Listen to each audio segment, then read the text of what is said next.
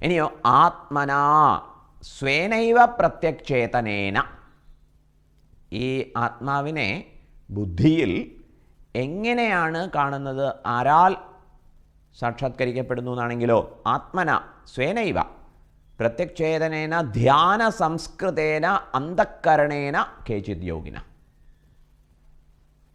ഈ ധ്യാന പ്രകാരം കൊണ്ട് സംസ്കരിച്ച അന്തഃകരണം, അതാണ് ഇവിടുത്തെ ഉപാധി.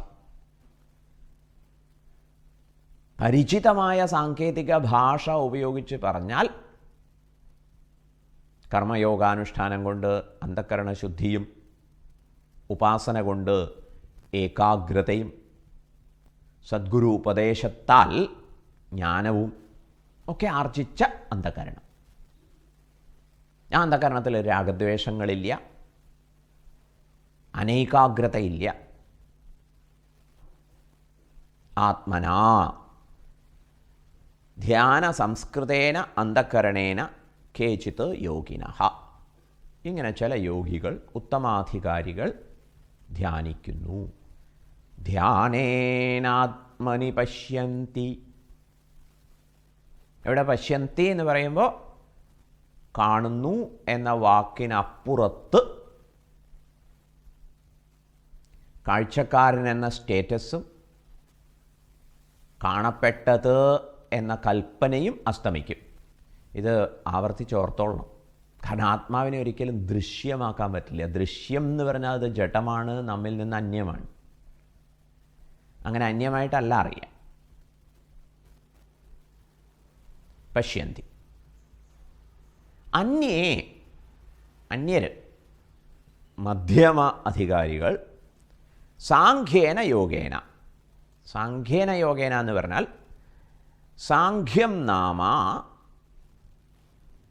ഇവിടെ ആചാര്യസ്വാമികൾ സാഖ്യം എന്ന് പറഞ്ഞാൽ എന്താണ് അത് വ്യക്തമാക്കി തരുന്നു. സാഖ്യം നാമ ഇമേ സത്വരജസ്തമാംസി ഗുണാഃ മയാ ദൃശ്യാഃ അഹം തേഭ്യഃ അന്യഃ തത് വ്യാപാരസാക്ഷീഭൂതഃ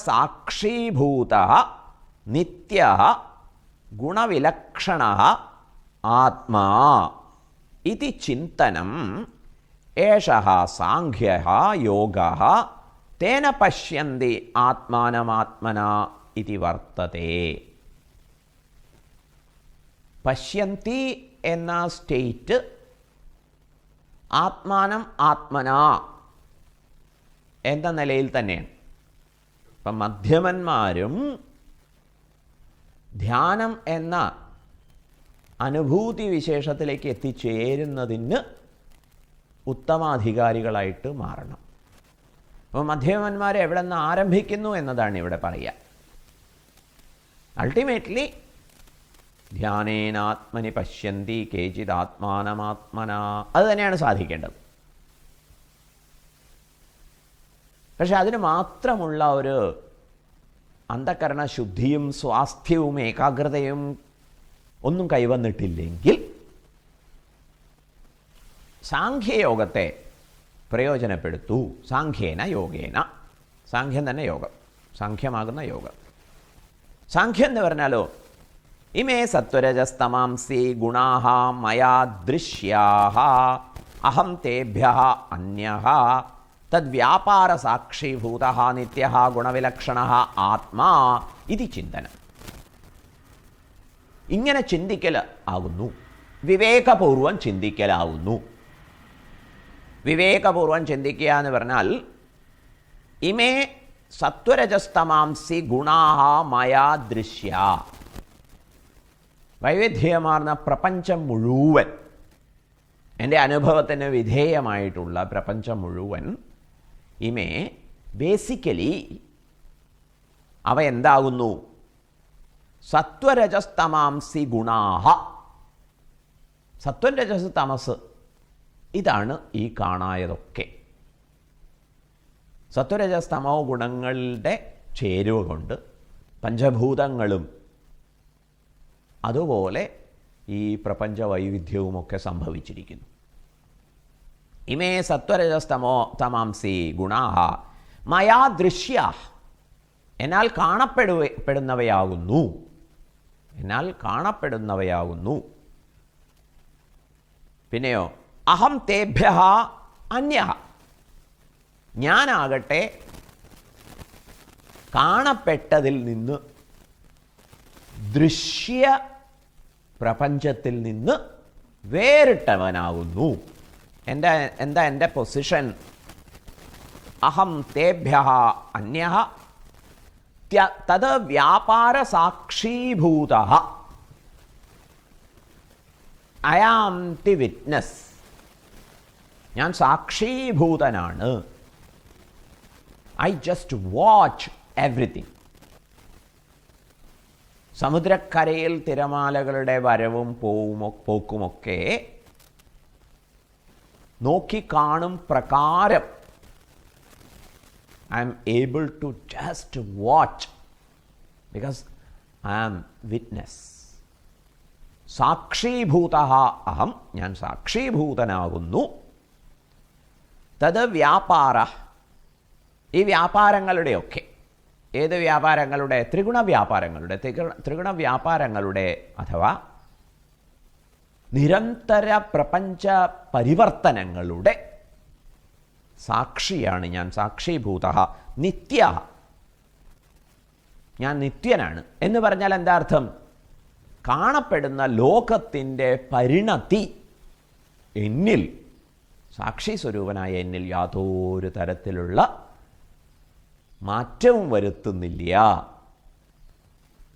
നിത്യ ഗുണവിലക്ഷണ ആത്മാ, ത്രിഗുണസ്വാധീനവും എന്നിലില്ല. ശരീരത്തിനുണ്ടാവും, ഇന്ദ്രിയ മനോബുദ്ധികൾക്കുണ്ടാവും. പക്ഷേ ഞാൻ ആത്മാവ് ഗുണവിമുക്തനാണ്, നിർമുക്തനാണ്. ഗുണവിലക്ഷണ ആത്മാ ഇതി ചിന്തനം ഏഷ സാഖ്യ യോഗ എന്ന് ചിന്തിക്കുന്നതാകുന്നു സാഖ്യയോഗം. ഈ ചിന്തയെ തന്നെ ധ്യാനമാക്കി മാറ്റിക്കൊണ്ടുവരാൻ ഈ സാധകന് സാധിക്കും. മധ്യമൻ ഉത്തമാധികാരിയാവുന്നു. വീണ്ടും തേന പശ്യന്തി ആത്മാനം ആത്മന ഇതി വർത്തതെ. അവരുടെ കാര്യത്തിലും ആത്മാനം ആത്മന എന്ന തലത്തിലേക്ക് ഉയരേണ്ടതുണ്ട്. ഈ വിഷയത്തിൽ അത് പ്രസക്തമാണ്. തുടർന്ന് കർമ്മയോഗേന, കർമ്മ ഏവ യോഗ, കർമ്മം തന്നെ യോഗമാർഗം. യോഗം എന്ന് പറയുന്നത് ധ്യാനേനാത്മനി പശ്യന്തി ആത്മാനം ആത്മനാ, ആ സ്ഥിതിയാണ് യോഗം. യോഗത്തെയും ധ്യാനം പോലെ തന്നെ മനസ്സിലാക്കണം. അതിന് കൂടുതൽ സട്ടിലായിട്ടുള്ള ഒരവസ്ഥയും കൂടിയുണ്ട്. വാക്കുകൾ കൊണ്ട് സൂചിപ്പിക്കാൻ പറ്റാത്ത ഒരു മാനം. വാക്കുകൾക്ക് കാണുന്നു എന്ന ഒരു പ്രയോഗം കൊണ്ടേ സൂചന നൽകാൻ സാധിക്കുള്ളൂ. But it is beyond. ഒരു പദാർത്ഥം കാണുന്നത് പോലെ കാണലല്ല. പക്ഷേ സൂചനകൾക്ക് പരിമിതിയുണ്ട്, വാക്കിന് പരിമിതിയുണ്ട്. കർമ്മയോഗേന കർമ്മൈവ യോഗ ഈശ്വരാർപ്പണബുദ്ധിയ അനുഷ്ഠീയമാനം ഘടനരൂപം യോഗാർത്ഥത്വാത് യോഗ ഉച്യതേ ഗുണതഃ തേന സത്വശുദ്ധി ജ്ഞാനോത്പത്തി ദ്വാരേണ ച അപരേ. അപരേ മന്ദാഹ അധമാഹ. മന്ദസാധകരെക്കുറിച്ച്, അധമസാധകരെക്കുറിച്ച് പറയുന്നു. അവർ കർമ്മയോഗേന, കർമ്മയോഗത്താൽ, കർമ്മം തന്നെ യോഗം, കർമ്മൈവ യോഗ. എന്താ കർമ്മയോഗം? ഈശ്വരാർപ്പണബുദ്ധിയ അനുഷ്ഠീയമാനം ഘടനരൂപം യോഗാർത്ഥത്വാത് യോഗ ഉച്യതേ. ഈശ്വരാർപ്പണ രൂപത്തിലുള്ള കർമ്മം. അതിനെന്താ യോഗം എന്ന് വിളിക്കാൻ കാരണം? അത് പാരമ്പര്യമായിട്ട് ആത്മനിഷ്ഠയിലേക്ക് നമ്മെ നയിക്കും, ധ്യാനപ്രകാരത്തിലേക്ക് നയിക്കും. അതുദ്ദേശിച്ചാണ് ഈശ്വരാർപ്പണ ബുദ്ധിയ കർമ്മഫല അഭിസന്ധിയില്ലാതെ കർത്തൃത്വ ഭോക്തൃത്വ ബുദ്ധിയെ അതിക്രമിക്കാൻ സഹായകമാകും പ്രകാരം പ്രവർത്തിക്കുന്നതിനെ കർമ്മയോഗം എന്ന് വിളിക്കുന്നത്. ഫലത്തിൽ അവിടെ യോഗം സംഭവിക്കും, ധ്യാനം സംഭവിക്കും. അതുകൊണ്ട് കർമ്മയോഗം. കർമ്മയോഗേന കർമ്മൈവ യോഗഃ ഈശ്വരാർപ്പണബുദ്ധിയ അനുഷ്ഠീയമാനം ഘടനരൂപം യോഗാർത്ഥത്വാത് യോഗ ഉച്യത്തെ. ഫലത്തിലത് യോഗത്തിലേക്ക് നമ്മെ നയിക്കുന്നത് കൊണ്ടാണ് കർമ്മയോഗം എന്ന് പറയുന്നത്. ഗുണതഃ തേന സത്വശുദ്ധി ജ്ഞാനോത്പത്തിദ്വാരേണ ച അപരേ. ഭഗവത്പാദർ പറയണു, കർമ്മയോഗം കൊണ്ട് ഒരാൾ തത്വജ്ഞാനിയാവുന്നില്ല, ധ്യാന സാധകനാവുന്നില്ല. കർമ്മയോഗം കൊണ്ട് എന്താ സാധിക്കുക? തേന സത്വശുദ്ധി ജ്ഞാനോത്പത്തി ദ്വാരേണ സത്വശുദ്ധി ഉണ്ടാവുന്നു. സത്വശുദ്ധി അന്ധകരണശുദ്ധി. അന്ധകരണശുദ്ധി അന്ധകരണത്തിലെ രാഗദ്വേഷങ്ങളെ അതിക്രമിക്കാനുള്ള കഴിവ്. രാഗദ്വേഷങ്ങൾ likes and dislikes related to the external object, external objects, objective world, ബാഹ്യപ്രപഞ്ചവുമായിട്ടുള്ള പ്രതീക്ഷാനിർഭരമായ ബന്ധമാണ്, റിലേഷൻഷിപ്പാണ് രാഗം. വിരോധയുക്ത ബന്ധം ദ്വേഷം. ഇത് സംസാരിയിൽ സ്വാഭാവികമായി സ്വാധീനം ഉണ്ടാക്കിക്കൊണ്ടിരിക്കുന്ന ഘടകമാകുന്നു. അന്ധകരണശുദ്ധി എന്ന് പറഞ്ഞാൽ ഫലപ്രതീക്ഷയില്ലായ്മ, സുഖപ്രതീക്ഷയില്ലായ്മ. വിഷയാധിഷ്ഠിതമാണ് സുഖം എന്നുള്ള ധാരണയെ തിരുത്താൻ കഴിയുന്നിടത്തെ കർമ്മയോഗം സംഭവിക്കുള്ളൂ. പിന്നെ എന്തിനു ചെയ്യണം എന്നുള്ള ചോദ്യത്തിന് ഈശ്വരനെ പ്രസാദിപ്പിക്കാൻ എന്ന ഉത്തരം.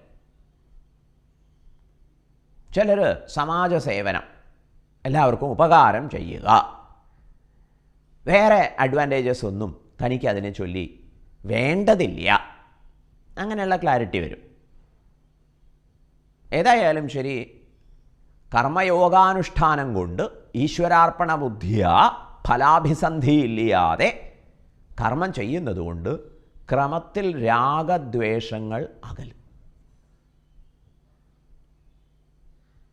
ഇതുവരെ എല്ലാ പ്രഭാതങ്ങളിലും ഉണരുന്നതോടെ എനിക്കത് വേണം ഇത് വേണമെന്ന് രാഗദ്വേഷ അധിഷ്ഠിതമായ ചിന്തയാണ് എൻ്റെ ഉണർവിനോടൊപ്പം ഉണർന്നു വരാറുണ്ടായിരുന്നത്.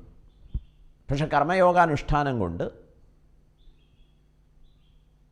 ഈ ഒരു ആവേശമാവില്ല നമ്മെ പ്രചോദിപ്പിക്കുക. ആൾട്ടർനേറ്റീവായിട്ട് ഭഗവാൻ 3-ാം അധ്യായത്തിൽ പറഞ്ഞിട്ടുണ്ട്, ലോകസംഗ്രഹമേവാപി സമ്പശ്യൻ കർത്തും അർഹസി. ഒരു കർമ്മയോഗിക്ക് തനിക്ക് നേടേണ്ടതായിട്ടൊന്നുമില്ല.